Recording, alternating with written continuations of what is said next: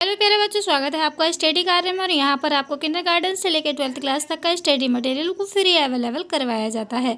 तो जैसे कि आप देखने वाले हैं बच्चों, आज का हमारा अलंकार होने वाला है उपमा अलंकार। बहुत ही इंटरेस्टिंग वीडियो है, बहुत ही अच्छी वीडियो है और आई होप आपको बिल्कुल समझ में भी आने वाला है। आप वीडियो को पूरा देखिए, एंड तक देखिए, और अगर आपको पसंद आता है तो लाइक तो ज़रूर करिए। तो आइए पढ़ते हैं हम उपमा अलंकार के बारे में। और उपमा अलंकार के बारे में पढ़ने से पहले मैं आपको बता दूं कि मैंने आपको बहुत सारी वीडियो दे दी हैं, यानी 3-4 वीडियो दे दी है अलंकार से संबंधित, जो कि हमारे शब्द अलंकार के भेद हैं। अनुप्रास अलंकार करा दिया है, श्लेष अलंकार करा दिया है और हमने करा दिया है यमक अलंकार। अगर आपने वो वीडियो नहीं देखी है तो आप जाकर देख सकते हैं। तो आइए चलते हैं हम इसकी परिभाषा की ओर।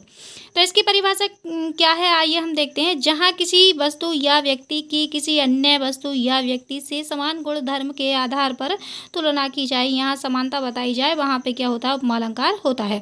कहने का मतलब है या तो समानता बताई जा रही हो या तुलना की जा रही हो, यानी उसके तरह ही बताया जा रहा हो। उसके तरह नहीं कह सकते हम, समानता यानी मिलता जुलता बताया जा रहा हो कि जैसे गुलाब कोमल है वैसे ही पैर कोमल है, जैसे कि कमल कोमल है वैसे ही हाथ कोमल है, ऐसे इसमें बताया गया है। यानी तुलना की गई है। तो हम कह सकते हैं कि जहाँ पे तुलना आ जाए वो कौन सा अलंकार होगा, उपमा अलंकार होगा। तो हमें एक वर्ड याद रख लेना है, परिभाषा चाहे अपनी तरीके से दे दे, घुमा फिरा के दे दे, क्योंकि परिभाषा देने के कई सारे तरीके हो सकते हैं। तो तुलना शब्द तो आपको ज़रूरी मिलेगा, तुलना या समानता शब्द आपको मिलेगा। तुलना तो ज़्यादा ही वेरी वेरी मोस्ट इंपॉर्टेंट है, आप इसे याद कर लीजिए। जहाँ पे तुलना दिखाई दे वहाँ पे हमारा क्या होगा, उपमा अलंकार होगा।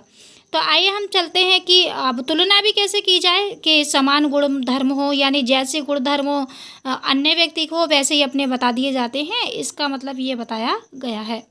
तो आइए चलते हैं हम उदाहरण के तौर पर, जल्दी समझने वाले हैं। जैसे कि हमारा उदाहरण दे रखा है इन्होंने, राधा के चरण गुलाब के समान कोमल है। तो यहाँ पे राधा के चरण गुलाब के समान कोमल, यानी गुलाब क्या है, कोमल है, और चरण भी गुलाब की तरह बता दिए गए हैं, यानी तरह नहीं बताए गए हैं। जैसे कि हम कह सकते हैं कि गुलाब के समान कोमल, यानी जैसे गुलाब कोमल है वैसे ही चरण कोमल हैं। तो इन चरणों में और गुलाब की कोमलता में क्या किया गया है, तुलना की गई है। अगला है पीपल पात सरिस मन डोला, यानी पीपल के पत्ते और मन में यहाँ तुलना की गई है। अगला उदाहरण है हमारा हरिपद कोमल कमल से, यानी हरि के पद जो कोमल हैं वो कमल के तरह हैं या जैसे हैं, तो इसमें तुलना की गई है हरि के पद में और कमल की कोमलता में। यहाँ पे है अनुलेपन सा मधुर स्पर्श था। इस अनुलेपन का मतलब मैं बता दूं औषधि होता है, औषधि से लिया गया है। और यहाँ पे है मधुर का मतलब मीठा, स्पर्श का मतलब छूना, यानी इस तरीके से छुआ जैसे कि हमारा अनुलेपन, यानी कि जैसे दवाई का लेप लग जाता है, ऐसे आराम मिला। तो यहाँ पे कह सकते हैं कि यहाँ पे औषधि और स्पर्श में क्या किया गया है, तुलना की गई है। सेजल नीरद सी कलकंती थी, यहाँ पे कहा गया है कि शुद्ध जल, यानी मेघ का शुद्ध जल एकदम कंती की तरह चमक रहा है, ऐसे कहा गया है, यह सौंदर्य बताया गया है, इसमें तुलना की गई है। अगला है हमारा राधा का मुख चंद्रमा सा सुंदर है। यहाँ पे राधा का मुख यानी चंद्रमा सा सुंदर है, यहाँ राधा के मुख की तुलना चंद्रमा से की गई है। अगला है नील गगन सा शांत हृदय था रो रहा। यहाँ पे जो नील गगन है, नीला आसमान है, और शांत हृदय में क्या किया गया है, तुलना की गई है।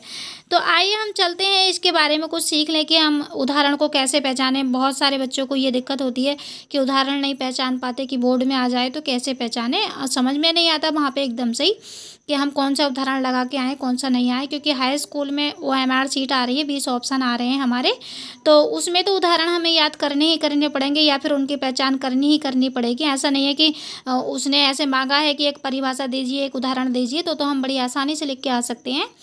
लेकिन अगर उसने उदाहरण दिया है तो आपको अगर पहचान है तो सही लगा के आएंगे, नहीं है तो नहीं लगा के आएंगे। मैंने दे रखा है यहाँ पे। आइए चलते हैं इसकी सबसे बड़ी पहचान क्या है उसके बारे में देख लेते हैं। उपरोक्त उदाहरणों में कुछ रंगीन शब्द हैं इस अलंकार के पहचान। जो मैंने ऊपर उदाहरण कराए हैं ब्लैक ब्लैक पेन से लिखे हैं, यही इसकी पहचान है। तो अगर आपको वीडियो पसंद आता है तो लाइक करना, शेयर करना, और साथ ही कमेंट करके बताना कि आपको कैसा लगा वीडियो। तो अगर आपको अच्छा लगता है तो मैं अगली वीडियो आपके लिए तैयार कर दूँगी। तो आइए चलते हैं हम उपमा अलंकार के वाचक शब्दों के बारे में, यानी जो कि उपमा अलंकार की पहचान है उसके बारे में हम चलते हैं। सी सरिस सा सम सदृश्य समान, यानी जी जहाँ पे ये वर्ड दिखाई दे जाएं हमारा कौन सा अलंकार होगा, हमारा उपमा अलंकार होगा। चाहे हमें उदाहरण याद है या नहीं है, अगर ये शब्द दिखाई दे जाएं तो हमें कौन सा अलंकार मार के आना है, यानी अलंकार हमें उपमा अलंकार मार के आना है बोर्ड में। तो समझ रहे हैं। हाई स्कूल में वेरी वेरी मोस्ट इंपॉर्टेंट और इंटर में वेरी वेरी मोस्ट इंपॉर्टेंट है। तो आइए हम देख लेते हैं, जैसे कि हमारा पिछली बार जो बोर्ड में आया था हमारा था, वो उदाहरण दिया था उन्होंने। अगर आपने वो पिछले साल का पेपर नहीं देखा है बोर्ड का, तो आप देख लीजिए हाई स्कूल का। जैसे कि उन्होंने दिया था पीपल पास सरिस मंडोला, तो समझ नहीं आ रहा था कि हम कौन सा अलंकार लगा पाएँ कौन सा नहीं।